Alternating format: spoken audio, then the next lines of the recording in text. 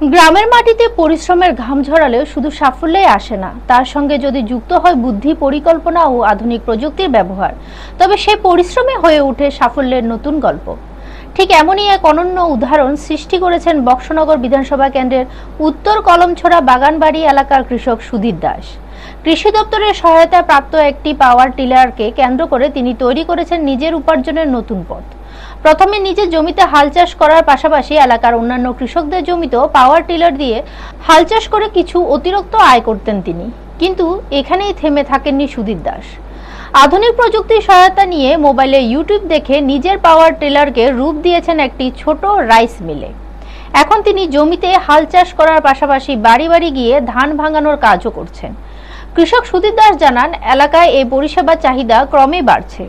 ফোনে যোগাযোগ পেলে তিনি পাওয়ার টিলার নিয়ে সংশ্লিষ্ট বাড়িতে পৌঁছে যান এবং সেখানে ধান ভাঙানোর কাজ সম্পূর্ণ করেন।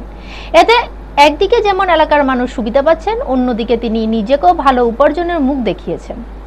সুধীর দাসের স্ত্রী জানান, সরকার থেকে পাওয়া এই পাওয়ার টিলারের তাদের পরিবারের জন্য অত্যন্ত উপকারে এসেছে। একই যন্ত্র ব্যবহার করে তার স্বামী দুই ধরনের কাজ করছেন, যার ফলে আগের তুলনায় এখন তাদের সংসার অনেক ভালোভাবে চলছে। স্বামীর এই উদ্যোগে তিনি অত্যন্ত খুশি বলেন জানান। এদিকে বক্সনগর কৃষি মহকুমার তত্ত্বাবধানে সুব্রত দেবনাথ কৃষক সুধীর দাসের এই উদ্যোগের প্রশংসা করেছেন। তার মতে, পরিশ্রমের সঙ্গে প্রযুক্তি ও সৃজনশীল চিন্তার সঠিক ব্যবহার করলে কৃষিক্ষেত্রে নতুন সম্ভাবনার দরজা খুলে যায়। সব মিলিয়ে পরিশ্রম, বুদ্ধি ও আধুনিক প্রযুক্তির সমন্বয়ে নিজের পাওয়ার টিলারকে আয়ের বহুমুখী উৎসে পরিণত করে এলাকায় এক অনন্য দৃষ্টান্ত স্থাপন করেছেন কৃষক Sudhir Das. Bureau report, news Tatkal 24। আমার নাম হচ্ছে সুধীর দাস। আমার বাড়ি হচ্ছে উত্তর কলমছড়া বাগানবাড়ি। তো আমি গত জুলাই মাসে পাওয়ার টিলার আনছি আমার কৃষি কাজ করানোর লেগে, জমি চাষ করানোর লেগে। তো আনার পরে আমি ইউটিউব দেখতে দেখতে যে পাওয়ার টিলারের ভিতরে যে রাইস মিল তৈরি করা যায়, এটা আমার মাথাতে আইলো। তো তারপর আমি এটারে টেকনোলজিভাবে ইউটিউব দেখে এটা চেসিস বানায় সেটা পাওয়ার টিলারের মাধ্যমে এটা ফিট করছি। ফিট করার পরে এখন আমি এটার চাহিদা ভালোই।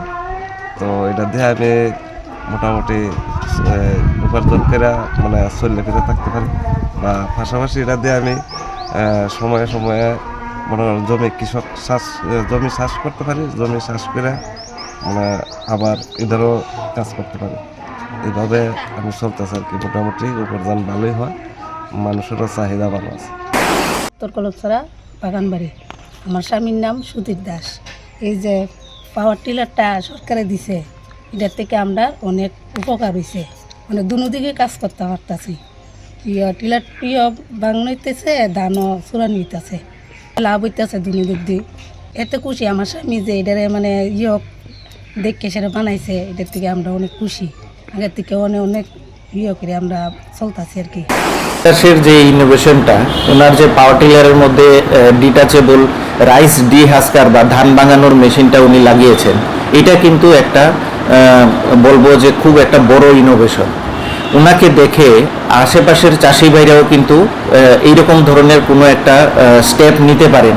আমরা দেখেছি যে উনার এই ইনোভেশনটার ফলে উনি যেমন পাওয়ার টিলার চালিয়ে একটা এক্সট্রা ইনকাম করছেন নিজের জমিতে চাষাবাসের পাশাপাশি কিন্তু উনি এই রাইস ডিহাস্কারটা ব্যবহার করে আশেপাশের অন্যান্য কৃষকদের বাড়িতে গিয়ে ওনাদের ধানটা ভাঙিয়ে দিচ্ছেন।